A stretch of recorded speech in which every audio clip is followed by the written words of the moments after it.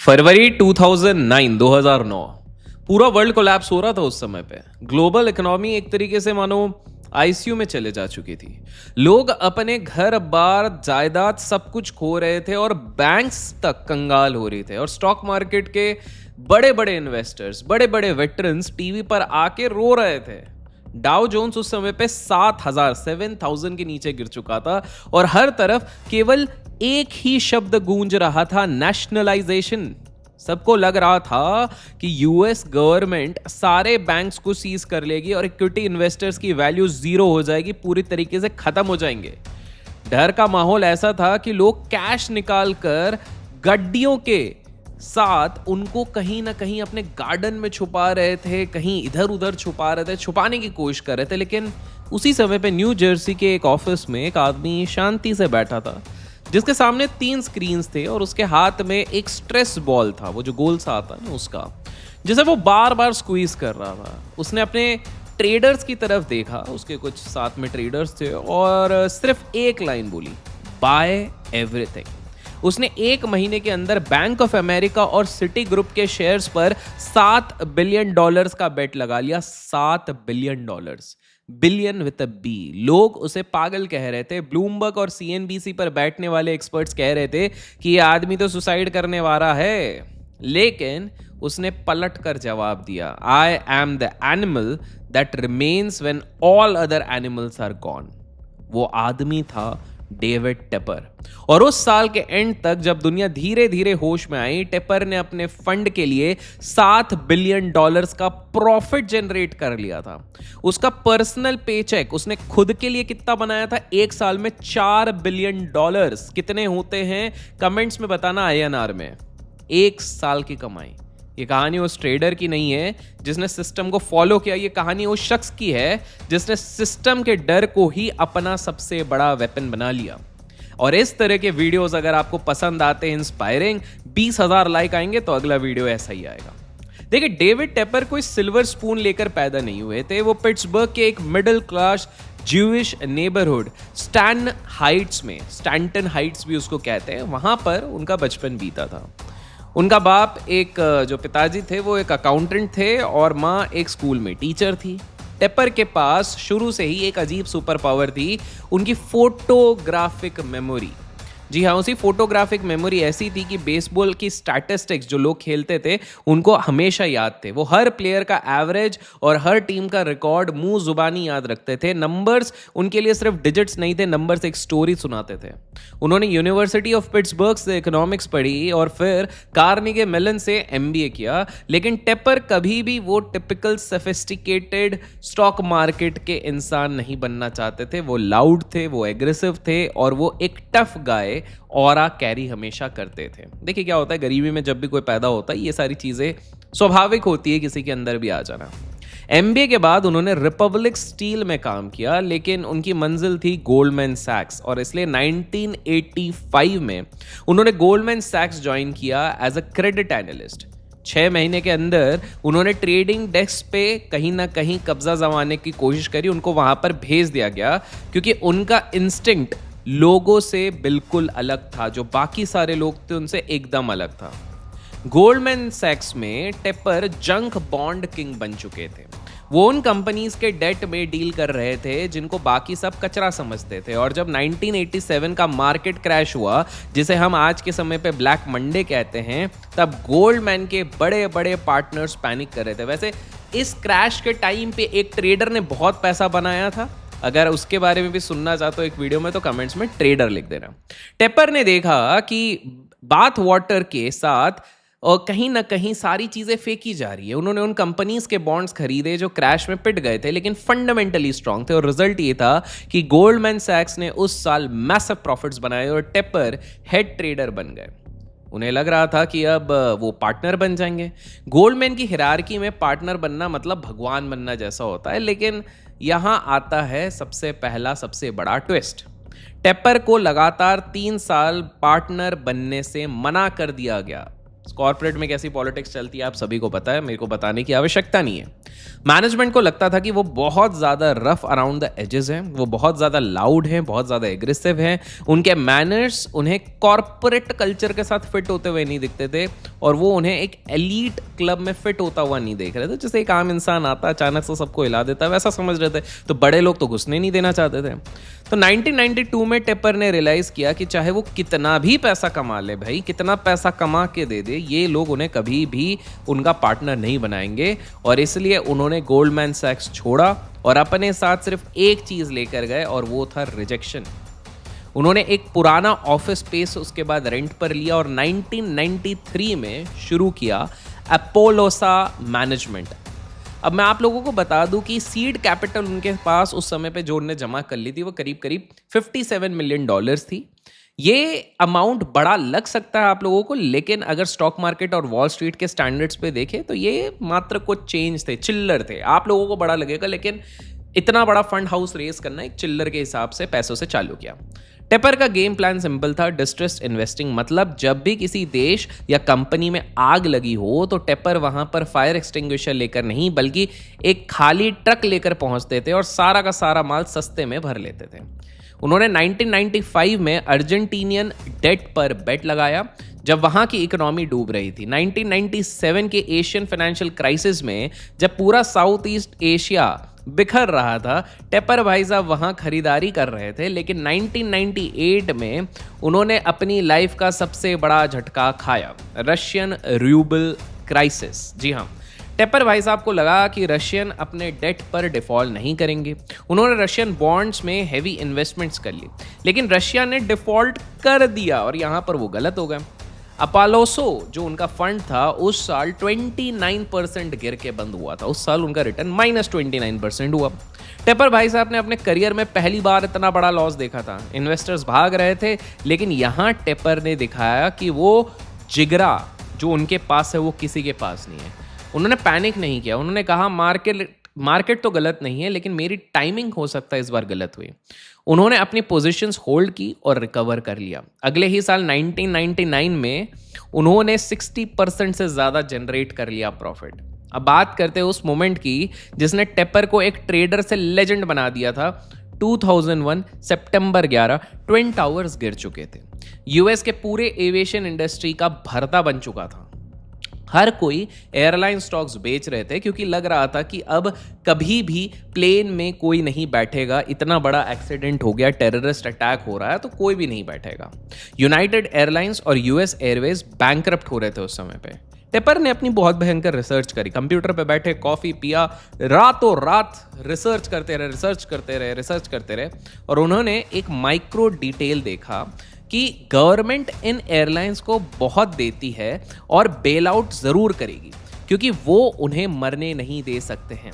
और जब मार्केट खुला और एयरलाइन स्टॉक्स 50% से 60% नीचे गए, टेपर भाई साहब ने उनके डिस्ट्रेस्ड डेट खरीदने शुरू कर दिए। लोग उन्हें कह रहे थे कि भैया टेररिज्म के बाद एयरलाइंस खत्म हो जाएंगी, लेकिन टेपर भाई साहब ने देखा कि ट्रैवल एक ह्यूमन नेसेसिटी है, वो बंद नहीं होगी। जब 2002-2003 में एयरलाइंस रिकवर हुई तो टेपर भाई साहब ने फिर से बिलियंस कमा लिए, कॉमन सेंस और सूझबूझ लगा के। लेकिन ये तो सिर्फ वार्म अप था 2008 के लिए। 2008 का global financial crisis, the great daddy of crashes, हमारा जो प्लेलिस्ट है हमारे चैनल पे उसमें हमने बहुत बढ़िया तरीके से ये पूरा एक्सप्लेन किया हुआ है, जाके चेकआउट कीजिएगा नए हैं तो लेमन ब्रदर्स डूब चुका था, एआईजी कोलैप्स हो रहा था, मार्केट में इतना खून था कि स्टॉक मार्केट की सड़कें पूरी तरीके से लाल हो गई थी। सबसे बड़ा डर था नेशनलाइजेशन का, कि अगर यूएस गवर्नमेंट ने बैंक ऑफ अमेरिका या सिटी ग्रुप को नेशनलाइज कर दिया तो शेयर्स की वैल्यू जीरो हो जाएगी। सब यही मानकर बैठे थे, लेकिन टेपर भाई साहब ने एक चीज की उस वक्त जो कोई भी नहीं कर रहा था। उन्होंने एक्चुअली पढ़ा, उन्होंने रिसर्च किया, उन्होंने ट्रेजरी का फाइनेंशियलिटी स्टेबिलिटी रिपोर्ट प्लान पढ़ा, पूरी तरीके से रीड किया। उन्होंने उसमें से एक छोटी सी लाइन पढ़ी जिसे मार्केट ने इग्नोर कर दिया। गवर्नमेंट ने लिखा था कि वो बैंक्स के प्रेफर्ड शेयर्स को कॉमन इक्विटी में कन्वर्ट करने की परमिशन देगी ताकि बैंक्स को सरवाइव करने में मदद मिले।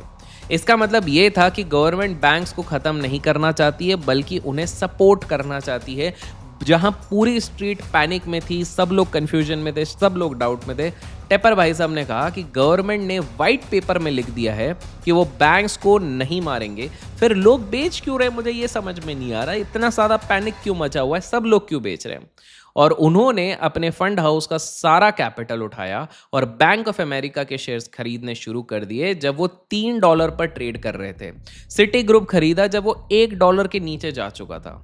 उस वक्त के बड़े बड़े hedge fund managers, for example जिनके बारे में हमने कभी कभी वीडियो पे जिक्र भी किया है, जॉर्ज सोरोस हो गया, बिल एक्मैन हो गया, ये लोग साइडलाइंस पे बैठे हुए थे, डरे हुए थे, ये लोग देख रहे थे कि एग्जैक्टली क्या हो रहा है। लेकिन टेपर भाई साहब ने अपने डेस्क पर एक पेयर ऑफ ब्रास बॉल्स रखे हुए थे, लिटरल मेटल बॉल्स, जो उनके एम्प्लॉयज उन्हें गिफ्ट कर चुके थे उनके गट्स के लिए कि भैया यू हैव बॉल्स ऑफ, समझ जाओ।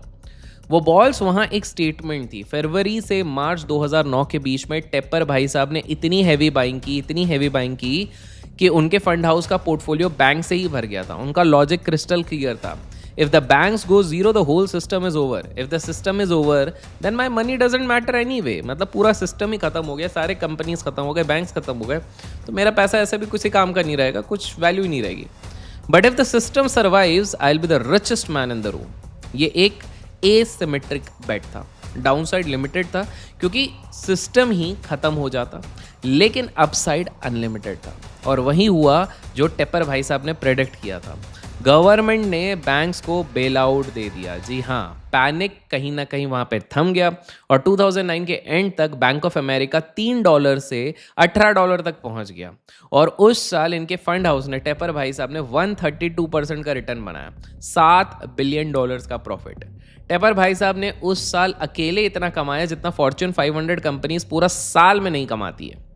उन्होंने दिखा दिया कि ट्रेडिंग सिर्फ charts, maths, moving averages, algo फलाना इनके ऊपर नहीं है, ट्रेडिंग साइकोलॉजी और कन्विक्शन का गेम है। जब दुनिया डर रही थी वो ग्रीड दिखा रहे थे, जब दुनिया ग्रीडी हो रही थी वो कॉशियस थे। लेकिन टेपर साहब ने सिर्फ एक बुल नहीं, 2010 में एक मोमेंट फिर आया था जिसे लोग द टेपर रैली के नाम से जानते हैं। CNBC पर टेपर ने एक इंटरव्यू दिया जहां उन्होंने फेड की क्वांटिटेटिव ईजिंग जो QE2 होता है उस पॉलिसी को डिकोड करने की कोशिश की। उन्होंने सिंपल वर्ड्स में कहा कि Fed is printing money, they want assets to go up, if the Fed is providing liquidity you don't need to fight the Fed. उन्होंने कहा था कि भैया फेड इतना पैसा छाप रहा है कि आपको उसके अगेंस्ट जाने की आवश्यकता नहीं है। आप कहीं ना कहीं देखिए कि फेड लिक्विडिटी प्रोवाइड करने का प्रयत्न पूर्ण तरीके से कर रही है। उनके उस एक इंटरव्यू के बाद S&P 500 में 2% का जम आ गया, उछाल आ गया, मार्केट महीनों तक ऊपर जाता रहा। मतलब आप सोचिए, एक इंटरव्यू से, एक ट्रेडर के इंटरव्यू से 2% इंडेक्स भग रहा है। ट्रेडर्स ने इसे द टेपर ट्रेड का नाम दिया। उनके वर्ड्स में इतनी पावर थी कि पूरा मार्केट उनके लॉजिक पर चलने लगा। पर क्या टेपर हमेशा सही होते? नहीं, ऐसा नहीं है। 2018 में उन्होंने एक और बड़ा मूव लिया, लेकिन इस बार मार्केट में नहीं, स्पोर्ट्स में। उन्होंने NFL टीम एक ली थी, कैरोलिना पार्टनर्स को $2.275 बिलियन में खरीदा। ये इतिहास में अभी तक का one of the highest ever paid था किसी भी NFL टीम को लेने के लिए, और उस समय पे इन्हें पूरी तरीके से कैश में लिया। लेकिन फुटबॉल फील्ड पर उनका ट्रेडिंग वाला मैजिक काम नहीं आया। पैंथर्स का परफॉर्मेंस गिरता गया, कोचेस फायर हुए और फैंस टेपर के अगेंस्ट हो गए। उन्होंने रियलाइज किया कि एक फाइनेंशियल सिस्टम को मैनिपुलेट करना या प्रेडिक्ट करना आसान है, लेकिन 53 प्लेयर्स और उनके इमोशंस को मैनेज करना अलग ही बॉल गेम होता है।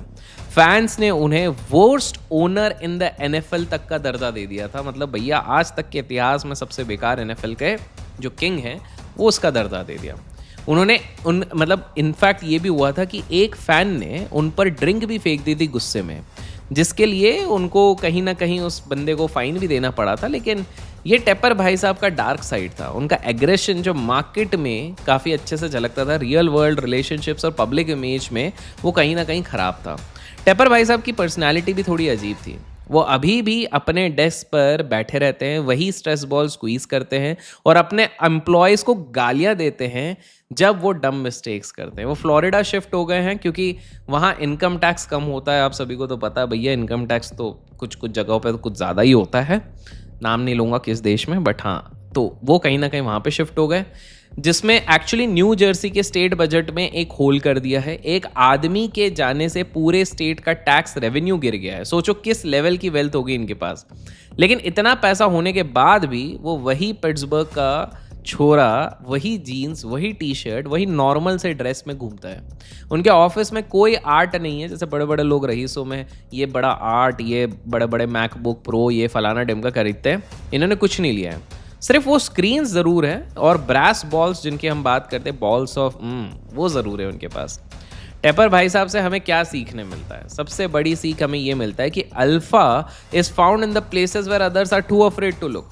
टेपर भाई साहब ने कभी भी एप्पल या गूगल खरीद कर अपना नाम नहीं बनाया। उन्होंने अपना नाम बनाया ट्रैश में से हीरा निकाल कर। उन्होंने तब खरीदा जब न्यूज़ हेडलाइंस में उनकी कंपनी को एंड ऑफ द वर्ल्ड दर्जा दिया जा रहा था कि अब ये ख़त्म है। उन्होंने दिखाया कि common sense actually Dalal street, wall street, stock market पे बहुत अनकॉमन है। जब हर कोई कॉम्प्लेक्स मॉडल्स बना रहा है, टेपर भाई साहब सिर्फ एक सिंपल पेपर पढ़ रहे थे जो गवर्नमेंट ने ही पब्लिश किया था, जिसके चक्कर में उन्होंने ढेर सारा पैसा बनाया। ट्रेडिंग की दुनिया में दो तरीके के लोग होते हैं, एक जो वेव के साथ बहते हैं और दूसरे जो वेव खुद बनाते हैं। टेपर भाई साहब वो शख्स हैं जो देखते थे कि वेव कहाँ तक जाएगी, और जब सबको लगता था कि सुनामी आने वाली है, वो अपना सर्फ बोर्ड लेके निकल लेते थे कि भाई मेरे को पता है मज़ा आने वाला, पैसा बनाने वाला हूँ। उनका फिलॉसफी बड़ा सिंपल था, keep your bet small enough so you can sleep at night, but big enough so that it matters when you are right. अर्थात उतना ही पैसा वो लगाते थे जिससे वो चैन की नींद सो सकते थे, लेकिन अपना एलोकेशन जब लगाते थे तो वो डिसेंट लगाते थे कि भैया अगर पैसा बने तो अच्छा बने। आजकल सोशल मीडिया में हर कोई बोलता है मैंने ये स्टॉक देखा था 10 गुना का, 20 गुना का। पॉइंट है कितना पैसा लगाया था वो मैटर करता है। पूरी स्टोरी का सबसे बड़ा इन्वेस्टमेंट लेसन ये है कि इन्वेस्टमेंट के बारे में नहीं, ये लाइफ के बारे में है जो आपको समझना चाहिए।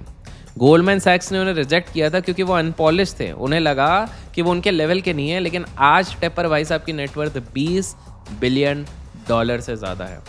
इसका मतलब अगर आपको भी बाजार या लाइफ रिजेक्शन दे रहा है तो हारने की ज़रूरत नहीं है। सिंपल सी बात है, अपने अंदर अपनी काबिलियत को पहचानिए, हिम्मत रखिए, and I am pretty sure आप भी एक बड़े ट्रेडर, इन्वेस्टर, बिजनेसमैन, प्रोफेशनल ज़रूर बनेंगे। वीडियो पसंद आई तो लाइक और शेयर ज़रूर कीजिएगा, कमेंट्स में ट्रेडर लिख दीजिएगा, और जैसे ही हमारा डिजायर्ड टारगेट ऑफ लाइक्स पूरा होता अगला वीडियो इसी तरीके का आएगा। Till then keep learning, keep growing, keep investing and keep trading.